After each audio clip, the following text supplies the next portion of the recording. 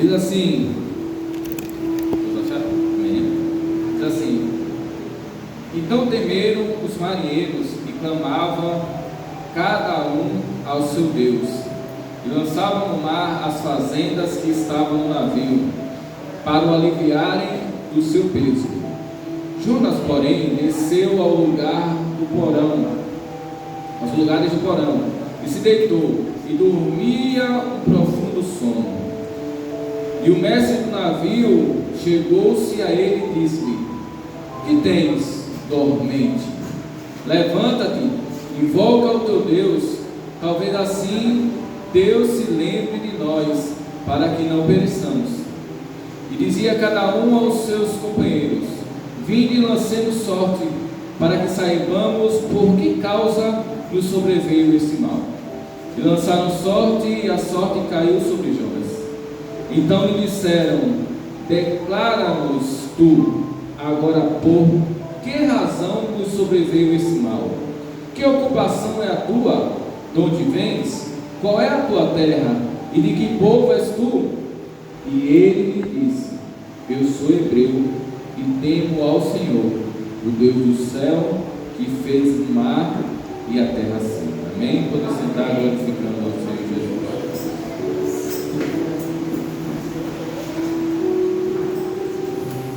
Prazer imenso estar com os irmãos aqui nessa vigília, adorando ao Senhor Jesus, recebendo mais sobre Ele. E glória a Deus porque estamos aqui, né, irmãos? Mas, sem demora, a Bíblia diz que a palavra de Deus veio para o profeta Jonas.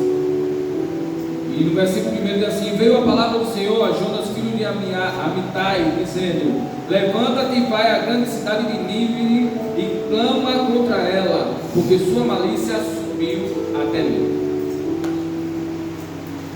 A Bíblia diz que Deus fala com Jonas para ir para Nínive, entregar uma profecia para aquela cidade. Mas quem era Nínive?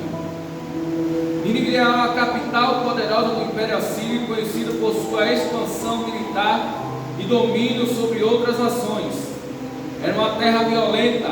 Os assírios eram famosos por sua brutalidade em guerra e conquista, aterrorizando os povos. Ou seja, era uma cidade extremamente violenta, uma cidade que não tinha temperança, uma cidade vitoriosa em guerras. E a Bíblia diz que a palavra do Senhor veio para Jonas para ir para lá e dizer assim: olha, vocês vão ser destruídos por causa das suas iniquidades. Mas, independente do motivo, Jonas não vai. E a Bíblia fala no segundo versículo que Jonas se levanta e vai à grande cidade de Nínive e vai versículo 3: e Jonas se levantou para fugir de diante da face do Senhor para Tarsis, e descendo a Jope achou um navio que ia para Tarsis. Pagou, pois, a sua passagem, desceu para dentro dele, e para ir ele para Tarsis, de diante da face do Senhor. Deixa eu resumir essa história. Deus fala com Jonas para ir para Nínive. Ele vai para o lado oposto, porque pensa-se Jonas que indo para Tarsis ele fugiria da face dos olhos de Deus, da face, saía da presença do Senhor. Ele diz assim: olha, Deus mandou ir para Nínive, então se eu for para Tarsis, talvez Deus me esqueça, talvez Deus não me veja mais, talvez Deus até arrume outra pessoa para ir no meu lugar. E a Bíblia diz que ele desce dos porões e vai dormir lá, mas se levanta uma grande tempestade, ao ponto de querer virar o barco. E os tripulantes e o mestre daquele barco, ele começa a jogar os pesos, as suas bagagens fora, para o barco ficar mais leve, para que não venha afundar. Mas quando esse mesmo mestre chega lá no porão, ele encontra Jonas num profundo sono. E ele acorda dizendo assim: acorda, dormente, você não está vendo o que está acontecendo? E Jonas volta e está todo mundo desesperado lá em cima, porque ninguém sabe o que está acontecendo. Porque detalhe, quando um mestre num navio, ele ia fazer uma viagem dessa, ele analisava se tinha não, se tinha tempestade ou não. Ele sabia se aquele dia era propício para fazer uma viagem, e ele viu que estava tudo certo, que estava tudo bem, mas no caminho uma grande tempestade, e eles não entenderam o porquê daquilo. E a Bíblia diz que eles estão lá em cima, clamando cada um para o seu Deus diferente, e nada acontece. Mas eles encontram Jonas e dizem assim: vamos lançar sorte para ver por que é, de quem é a culpa disso aqui. E a sorte cai em Jonas. E eles fazem uma pergunta para Jonas. E a máxima dessa mensagem de hoje é essa pergunta que fazem para ele. É, no versículo 7, no versículo 8: então disseram: declara-nos tu agora por que razão nos sobreveio esse mal? Que ocupação é a tua? De onde vens? Qual é a tua terra? E de que povo és tu? Eu acredito que nessa hora, quando pergunta assim: qual é a sua ocupação, Jonas? A ficha de Jonas cai. Porque ele começa a relembrar tudo do começo, porque há uma resposta de Jonas. Se você analisar, Jonas não responde: eu sou profeta, eu sou sacerdote, eu não sou nada. Ele só, a resposta de Jonas é categórica, porque no versículo 9 ele diz assim: e ele me disse: eu sou hebreu e temo ao Senhor. Ou seja, eu sou servo do Deus que criou os céus e criou a terra. E o tema da mensagem dessa noite é: qual é a sua ocupação? Quando analisamos a história de Jonas, que quando ele faz essa análise de qual é a sua ocupação, que entenda, Jonas, de livre e espontânea vontade, diz assim: olha, essa tempestade só vai acabar se me pegarem e me jogarem no mar. Ninguém em sã consciência faz uma dessa. Quem queria ser jogado de uma tempestade, bravio, sabendo que de lá ele não sairia mais? Ele apostava, ele assim: vamos ver se o barco afunda. Se afundar, a gente cai, mas se não, a gente está aqui. Mas se você, eu acredito que na hora que perguntam assim: qual é a sua ocupação, Jonas faz uma retrospectiva da hora que Deus fala com ele até aquele momento. Porque a Bíblia é clara quando diz assim: e veio a palavra do Senhor a Jonas. É Deus falando com Jonas, dizendo assim: olha, vai a Nínive e anuncia a perdição daquele povo. Independente da razão que Jonas não queria ir, a palavra de Deus tinha sido passada para Jonas. Há uma missão para ele. Então, se o povo era violento ou não, se ele tinha raiva do povo ou não, ele tinha que obedecer à voz do Altíssimo. Porque alguns teólogos dizem que Jonas não vai porque ele tem medo da violência de Nínive. Outros dizem que ele não vai porque ele sabia que o povo poderia se arrepender. Então Jonas queria que aquele povo se destruísse. Mas independente da vontade ou da razão de Jonas, a palavra do Senhor tem que imperar na vida do seu servo. Porque quando Jonas responde que a ocupação dele lá é servir ao Deus dos céus e da terra, ele tinha que entender lá no começo que independente do que ele gostava ou não, do que ele queria ou não, a palavra que imperava naquele momento era do Criador e do seu Senhor. Aleluia, glória a Deus. Quando olhamos a história de Ananias, Jesus fala com Ananias, diz assim: vai, desce na rua chamada direita, na casa de Jonas, e procura um homem, Judas, procura um homem chamado Paulo de Tarso. Palavra simples e objetiva. Ananias retruca ao Senhor, diz: mas Senhor, esse homem é isso, esse homem é aquilo. E Deus diz assim: ó, vai e desce, porque esse para mim é um vaso escolhido. E qual foi a condição de Ananias? Ele foi e obedeceu. Independente se Jonas estava com medo ou não, ele tem que entender que quando Deus manda, ele se responsabiliza. Aleluia.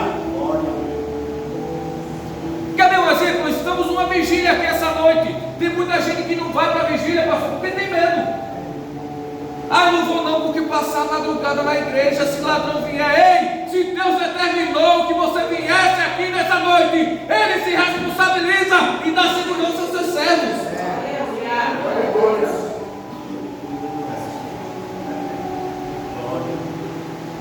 Aí Jonas não vai.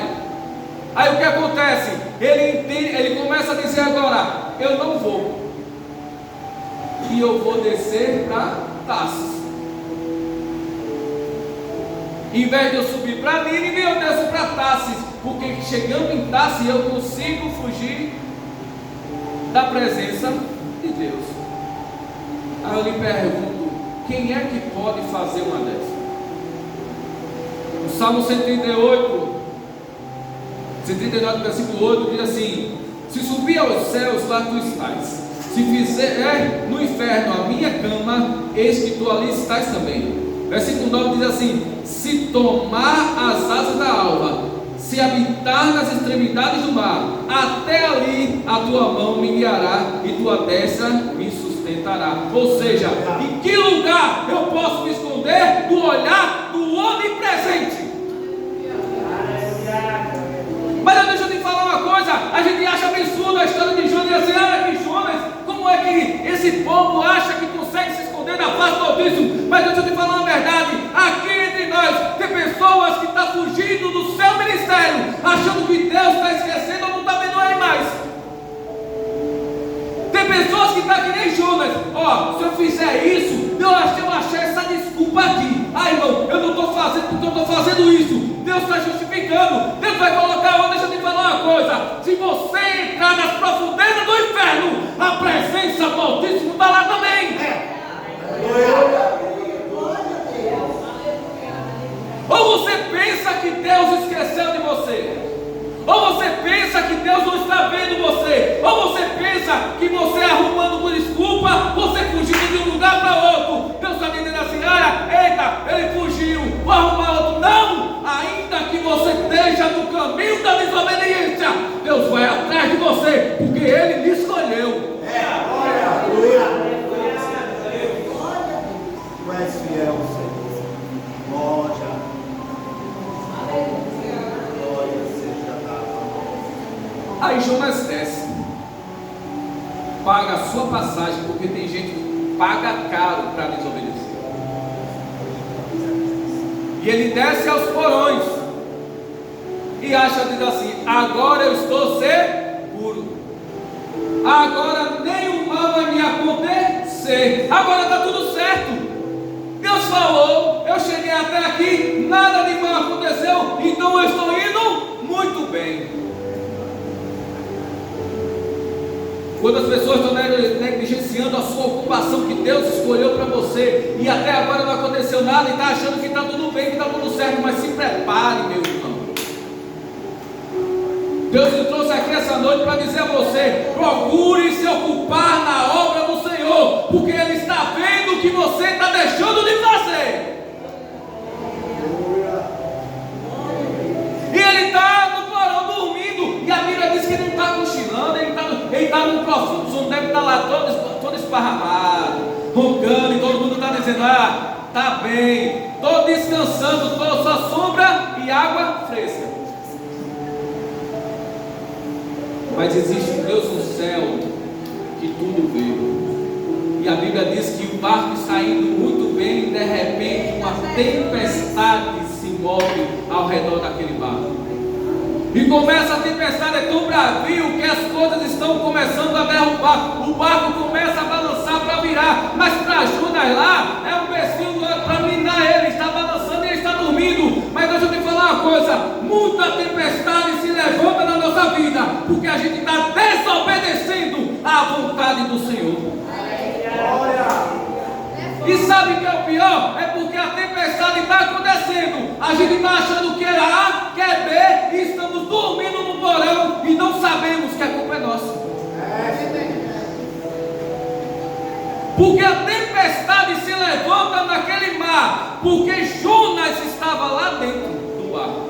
E tem pessoas ao seu redor que estão sofrendo e a culpa é sua.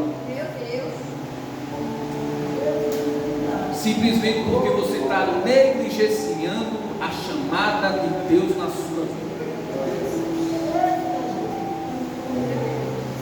E o pior de tudo é que tem gente que está perdendo coisas por sua causa também. Porque a Bíblia diz que a tempestade está lá, o barco está quase virando, o navio está quase virando. Aí disseram assim: olha, vamos jogar o quê? Os nossos pertences fora. E agora tem gente ao redor de Jonas que está perdendo, porque simplesmente Jonas está lá embaixo dormindo. E nessa noite deixa eu te falar uma coisa que o Espírito Santo tocou no meu coração: é hora de despertar para a chamada de Deus. E que enquanto você estiver dormindo, a tempestade não acaba. Enquanto você estiver deitado, dormindo, a tempestade ao seu redor não vai acabar até a hora que você levanta. Porque entenda, a tempestade não era para matar Jonas, a tempestade não era para virar o barco, a tempestade era para despertar aquele que estava lá embaixo dormindo. A tempestade foi para acordar Jonas. Quando o chefe do barco desce, que acorda Jonas e leva ele para cima, a pergunta é: como é que a gente resolve isso, Jonas? Ou você acha que a solução do seu problema está no seu vizinho? Está não. Ou você acha que a solução do seu problema está em outro? Está totalmente em você. Porque quando lançam sorte de Jonas, lançam sorte, a sorte cai em Jonas. Aí a pergunta é: e aí, Jonas, como é que a gente resolve isso? O que é que a gente faz para resolver isso, Jonas? E Jonas sabia que a tempestade é por causa dele. E deixa eu te falar só uma verdade: quando negligenciamos a nossa ocupação, devemos passar pelo vale para poder aprender que Deus não é Deus que se esquece daquele que Ele chamou. Então a Bíblia diz que Jonas chega e diz assim: olha, a culpa é minha, então me joga no mar. E quando Jonas é jogado no mar, o que acontece com a tempestade? Ela acaba.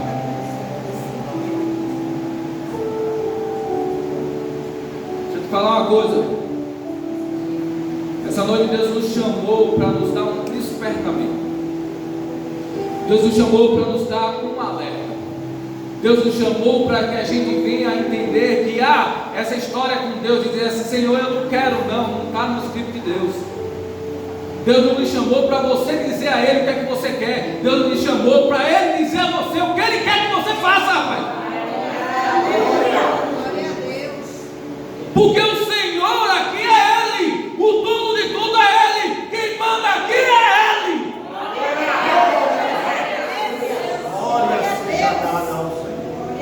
Não tem essa história aqui na casa do Senhor, não tem essa história assim: eu não faço, porque eu não quero, Senhor, manda outro. E Deus está dizendo assim: olha, ainda que eu levante uma tempestade na sua vida para você despertar, a chamada é para você.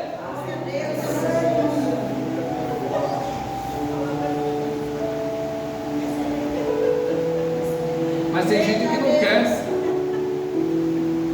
Irmão, mas qual é a chamada que eu tenho? Eu sou pregador, aleluia, glória a Deus. Irmão, minha chamada é para cantar, então eu só faço cantar. Não, também não. Glória a Deus. Só existe uma chamada de Deus hoje na terra. Sabe qual é? É para servir. Aleluia. Não existe profeta, não existe, eu sou chamado para profetizar. Meu irmão está perdendo tempo, porque a sua chamada é para ser servo do Senhor. E o servo do Senhor não escolhe o que vai fazer. Jonas queria escolher: eu profetizo aqui, eu vou profetizar ali, mas ali eu não vou ver. A chamada é para servir. Então se Deus dizer assim: sirva ali, sirva aqui, ou sirva ali, temos que servir. Aleluia. Mas a gente acha que o chamado é para ser status. Eu sou chamado para ser pastor, então eu tenho que ser ovacionado. Eu tenho que ser elogiado. Não, irmão. Para você que não sabe, quanto mais a gente sobe, mais a gente desce. Porque o negócio de Deus é o seguinte: quem quiser ser o maior tem que ser o menor.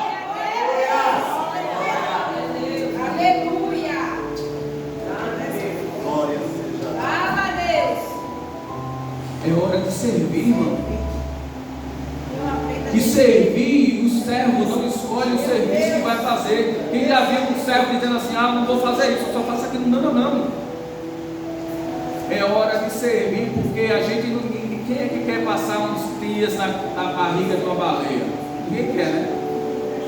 Quem é que quer passar o que Jonas passou? Porque a Bíblia diz que Jonas cai num abismo, cai na água, e ele fica lá na água, e é água por cima da cabeça, e é água para cima dele, e ele conta a história. Se você olhar a oração de Jonas, ele está dizendo assim: olha, eu vi as profundezas do mar, as águas enrolando na minha cabeça, eu não vi mais nada, e daqui a pouco o peixe louco.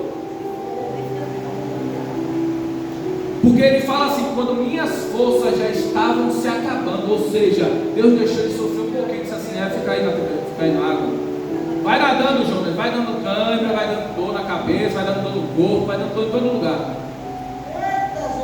Mas Deus é aquele que não deixa você se perder, porque Ele traz você de volta para fazer a obra que Ele capacitou.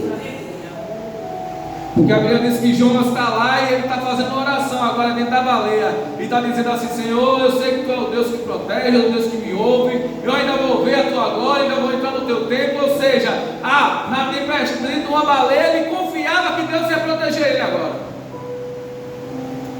Porque às vezes a gente tem que passar pelo processo para a gente aprender a lição, porque a gente é teimoso. A gente tem que passar por um valezinho para a gente começar a se moldar. Mas deixa eu te falar uma coisa: depois do vale vem a obra, vem a bonança. E eu estou terminando a minha mensagem, a minha não, Senhor, dizendo a você e dizendo a nós: Deus é aquele que não perde ninguém de vista. É interessante que Isaías, ele tem uma visão do céu e ele está olhando para todo aquele esplendor, mas quando vem a palavra do Senhor dizendo assim: a quem me enviarei? Quem há de ir por nós? Talvez se fosse nós hoje a pergunta, Deus fizesse essa pergunta: a quem enviarei? Quem há de ir por nós? A gente responderia: eis-me aqui, Senhor, envia aquele ali. É assim ou não é? Mas Isaías, ele foi aquele que disse assim: olha, eis-me aqui, não precisa procurar ninguém. Ei, Senhor, eu estou aqui, eis-me aqui, envia-me. Se ninguém quiser ir, eu vou. Se ninguém quiser fazer, eu faço. Se ninguém quiser falar, eu falo. Se ninguém quiser cuidar, eu cuido. Está precisando é Isaías no tempo de hoje. Não estamos precisando de Jonas, estamos precisando de Isaías, que toma a frente e diz assim: se ninguém quiser fazer, eu faço sozinho, mas eu faço. Se ninguém quiser ir, eu vou. Se ninguém quiser falar, eu falo. Se ninguém quiser cantar, eu canto. A voz não pode parecer boa, a oratória não pode parecer interessante, mas eu estou aqui para fazer a obra independente do que seja. Porque entenda, quando fazemos parte do corpo de Cristo, uma das coisas que fazemos parte do corpo de Cristo, somos membros do corpo de Cristo, a gente tem que entender uma coisa: para que ser um membro? Para fazer com que o corpo funcione, para fazer com que o corpo não pare. Porque o coração, o que é a função do coração? Bombear o sangue para que o quê? O corpo não pare. Para que servem os pulmões? Bombear ar para que o corpo não pare. E para que serve você aí? Para que a gente trabalhe para que o corpo de Cristo não pare. Então que nessa noite a gente tome uma consciência, aprendamos a colocar a mão no arado. Interessante que Jesus uma vez falou, ele disse assim: eu sendo mestre e Senhor, lavei os vossos pés, então vocês lavem os pés uns dos outros. Qual foi a lição que Jesus nos ensinou naquele momento? Se eu, que sou todo poderoso, servir vocês, é hora de vocês também servir os seus irmãos. Aprendam a ser servo, porque o servo, ele é obediente, ele confia no seu Senhor e ele dá tudo de si na sua chamada. Amém? Eu agradeço a oportunidade para os irmãos continuar orando por nós, em nome de Jesus. Precisar me ausentar um pouquinho agora. Não. engolindo aí, peço para você vir lá também agora, viu? E agradeço a oportunidade do Senhor Jesus.